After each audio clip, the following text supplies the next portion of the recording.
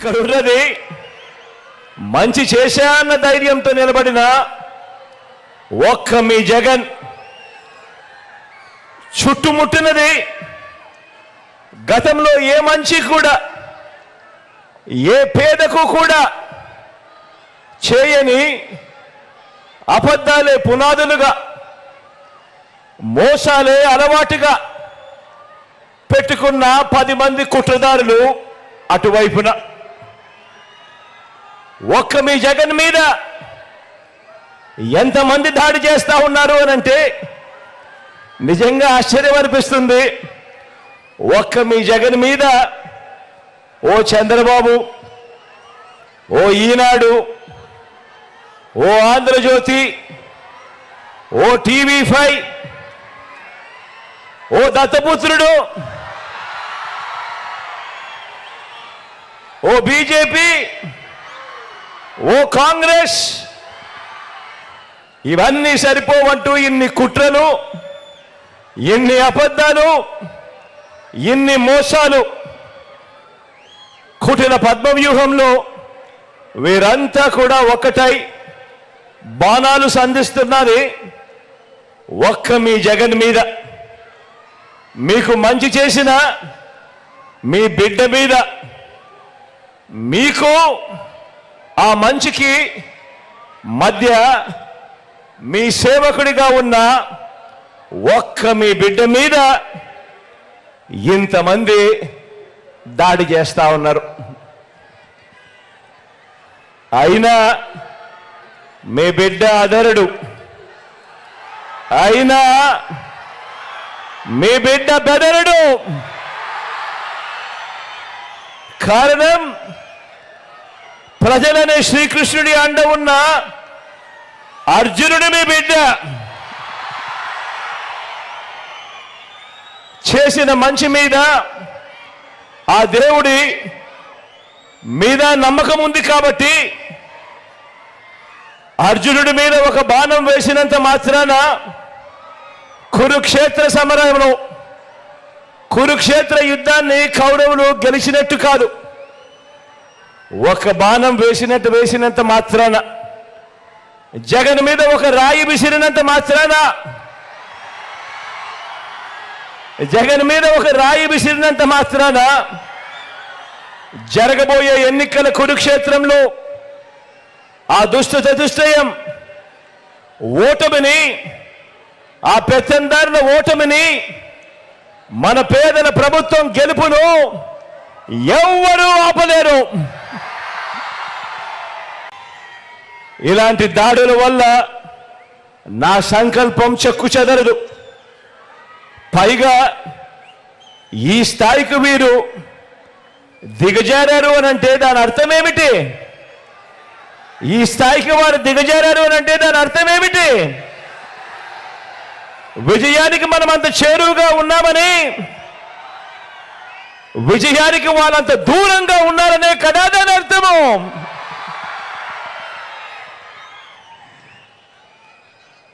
అందుకే చెప్తా ఉన్నా, ఈ తాటాకి చెప్పులకు మీ బిడ్డ అదరుడు, మీ బిడ్డ బెదరడు. మీకు సేవ చేయాలన్న నా సంకల్పం మరింత పెరుగుతుందే తప్ప ఏ కొంచెం కూడా వెనుకడుగు వేసే ప్రసక్తే లేదు. నా నుదుటి మీద వారు చేసిన గాయం, నా నుదుటి మీద వారు చేసిన గాయం దేవుడి దయతో అది ఇక్కడ తగల్లేదు, అది ఇక్కడ తగల్లేదు. అంటే దాని అర్థం దేవుడు మీ బిడ్డ విషయంలో ఇంకా పెద్ద స్క్రిప్టే రాశాడు అని చెప్పి దాని అర్థం. మన బాపట్ల నియోజకవర్గంలోనే చాలా కదిలించే సంఘటన. 15 ఏళ్ల అమర్నాథ్ని వాళ్ళ 17 ఏళ్ల అక్కరు ఏడిపిస్తూ ఉంటే రోడ్డు మన ఎదిరించాడని చెప్పి చెరుకు తోటలో తీసుకెళ్ళి పెట్రోల్ వేసి కాల్ చేశారు. ఈ రోజున జగన్ రాయి పడింది, జగన్కి గాయమైతే రాష్ట్రానికి గాయమైందని మాట్లాడుతూ ఉన్నారు. 15 ఏళ్ల అమర్నాథ్ అడ్డంగా కాల్ చేస్తే 15 ఏళ్ళ అమర్నాథ్, 15 ఏళ్ళ అమర్నాథ్ నిర్దాక్షిణ్యమైన పసిబిడ్డ చెరుకు తోటలో తీసుకెళ్ళి కాల్చేస్తే రాష్ట్రానికి గాయం అవలా, రాష్ట్రానికి గాయం అవలా. 30,000 మంది ఆడపిల్లలు అదృష్టమైతే రాష్ట్రానికి గాయం అవలా. గాయం అయ్యిందంట, గాయం. అదేంటి చిత్రమో పాపం, ఎప్పుడు ఎలక్షన్లు రాగానే ఆయనకి ఏదో ఒక గాయం జరుగుతుంది.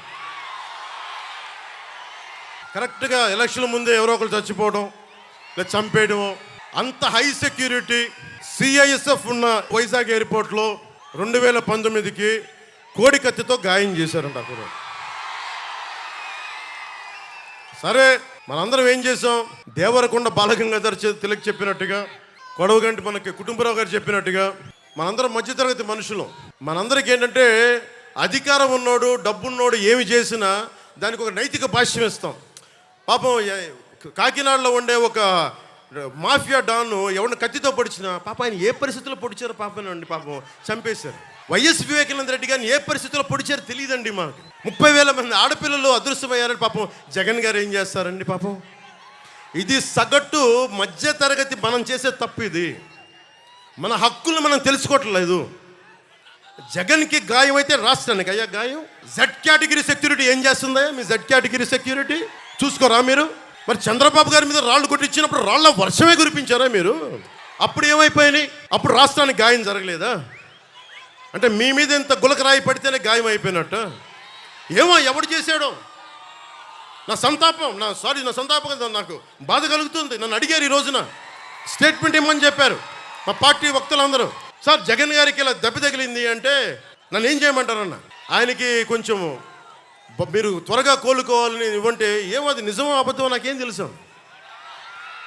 అతనే ఇలా టప్పని కొట్టేసుకున్నాడేమో ఎవరికి తెలుసు? తెలియదు కదా.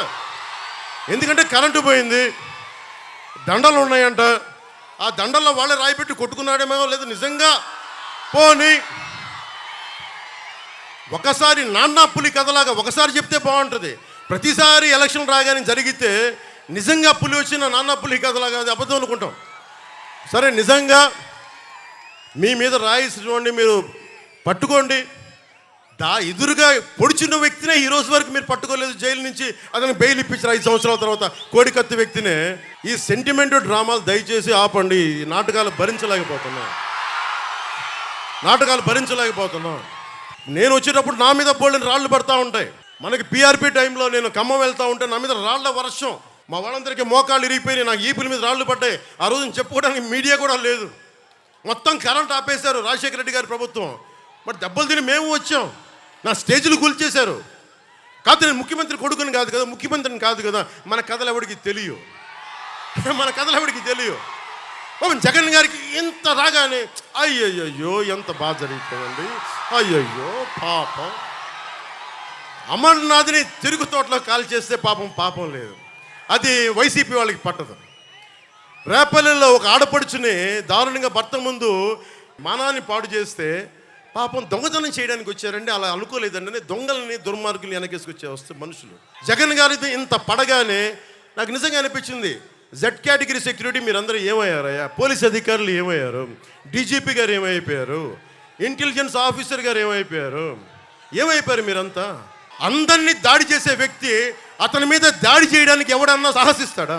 మీకు ఎంతసేపు పట్టుకోవడానికి? రేపొద్దున ఎవడన్నా పట్టుకుని కూడా వాళ్ళు ప్రేరేపించారు, వీళ్ళు మీ వాడే చేశాడేమో. 2019లో మీ కూర్చోబెట్టి కోడికత్తి కోసం జగన్ గారు సీఎం అవ్వాలని డ్రామా ఆడటానికి నేనే పొడిచానని ఆ అబ్బాయి చెప్పాడు.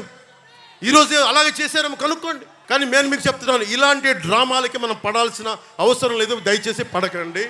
నిర్ద్వందంగా దాన్ని తీసి పక్కన పెట్టండి. అరే, ఇద్దరు చెల్లెళ్ళు సొంత చెల్లెళ్ళు.